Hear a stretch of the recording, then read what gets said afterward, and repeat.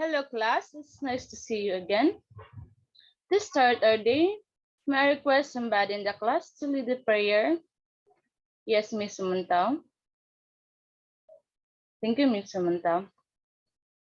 By the way, I am Philin Joy Lagunda, your teacher in economics.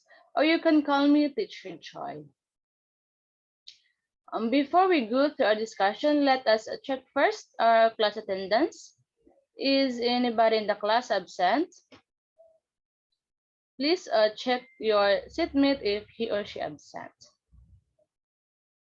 No one? Okay, that's great that no one in the class is absent. Good morning, everyone, and welcome to my class. Before we dive to our discussion, let us first review our discussion yesterday. Anybody in the class share what we had discussed last meeting? Yes, Mr. Bacaro, the production process. Got it right, Mr. Bacaro? Thank you. Without a further ado, our topic for today is about the behavior of maximizing firms. But before that, is anyone in the class have an idea about the profit maximizing firms? Okay, so our objective for this morning is to identify the behavior of profit maximizing firms in a perfectly competitive. Second, to understand the concept of profit and economic cost. Third one, to determine the three kinds of technology. Before I discuss if what is the behavior of profit maximizing firms, let us define first the production and the firms. Production is the process by which inputs are combined, transformed, and turned into output. Firms, an organization that comes into being with a person or a group of people decides to produce a good or services to meet a perceived demand, and most firms exist to make a profit. Perfectly competitive. Somebody in the class read the perfectly competitive? Yes, Miss Deluniag. Thank you, Miss Deluniag. So class, ano na may perfectly competitive in profit maximizing firms? Sa gibasa pagganina ni Mrs. Deluniag, ang perfectly competitive is or perfectly competition is daghan buyers ug sellers sa market. Anong daghan buyers ug sellers man? It's because as what I've said ganina nga ang firms sila ang ga-decide to produce sa mga goods or services nga demand ana nga market or sa industry. So, when firms produce a product, alam gyud ang ibaligya sa market.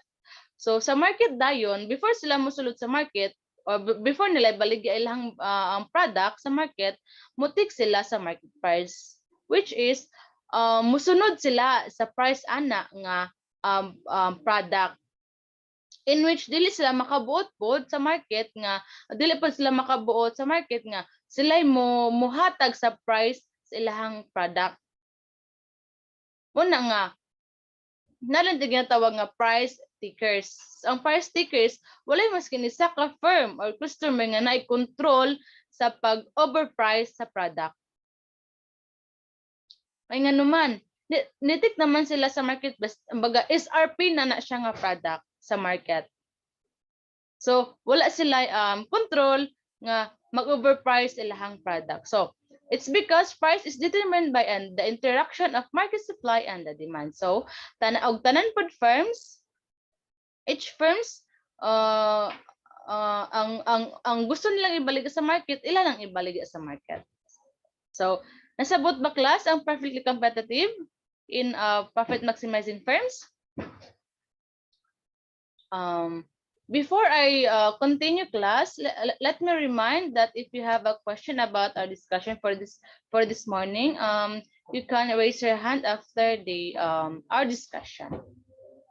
Okay, let's proceed. The third decision that all firm must make include. So, kining tulo ka decision dapat include sa mga firms during their production, or the decision that all firms must make includes: first, how much output to supply, sa pila ka output ang i-supply sa production. Ikaduha, which production technology to use, unsa nga technology ang gamiton.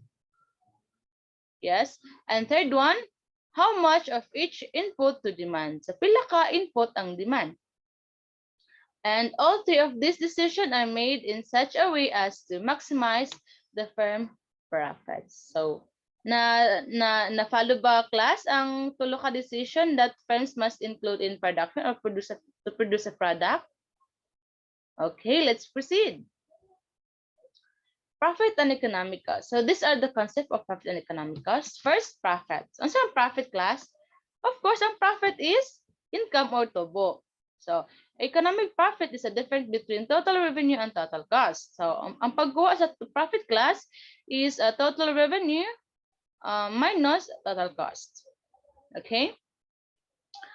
Next, total revenue is the amount received from the sale of product. So, ang total revenue da class is amount nga na-receive gikan sa nahalin o nabaligya nga product. So, ang pagkuha ani is or pag-identify sa pagkuha sa total revenue is the quantity of output sold and times to the per price of goods.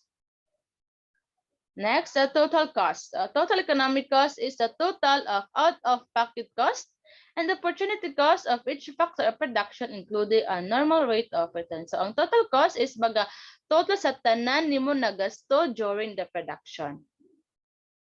Okay, so tanan-tanan nga raw materials nga imong gigamit or nagasto sa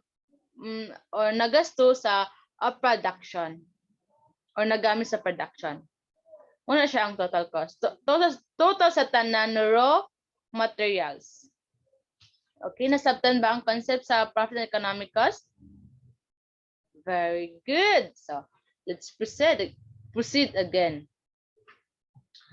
These are the three kinds of technology. Yes, Miss Miss Libuhan. I know. Another hand class. Yes, Miss Damilis. Thank you for reading, Miss Damilis. So, class in production technology. Ang tulo ka technology class is more than siya ang production. First one is production technology. Which is ang production technology is the relationship between the input and output. So, understandable kay class no nga ang production technology is a machine nga ginagamit sa pag-produce or sa paggamit sa to make an output, or machine nga ginagamit nga ang input may mo siyang output. Okay? Sabtan ba class? Okay. Let's proceed to the second technology, which is the labor-intensive technology. So, ang labor-intensive technology class is ang example ani is the farming, food services like Jollibee and McDonald's, and the hotel services. So that's are the example of labor-intensive technology. And third one, capital-intensive technology is example for that is a telecommunication company, airlines, car production, and many more. So that's are the example of technology that the firms used in during their production or during to maximize their the profits. Okay, next.